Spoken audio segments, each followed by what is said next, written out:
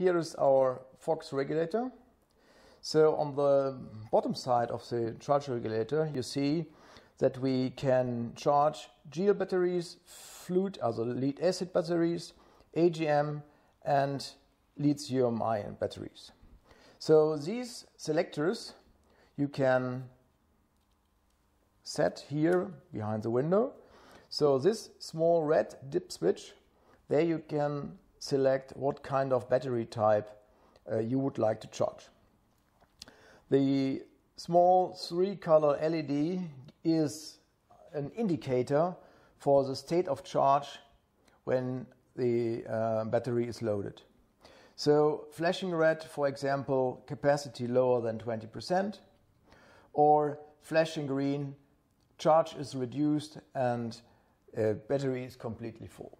So what happens when we put this regulator into the socket? So here you see the light is flashing, so the regulator is booting, selecting the voltage system, 12 or 24 volt, and okay, now he was flashing fast, then he was flashing slowly, and now he indicates with a slow flashing green that there is a current flow from the panel through the regulator into the battery. That's it. Perhaps once again, the socket of the charge regulator has a red adapter. So for the big cigarette lighter box or socket, you need to install it.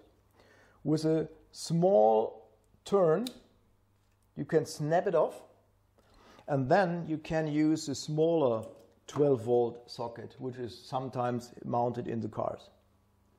Okay, that's it.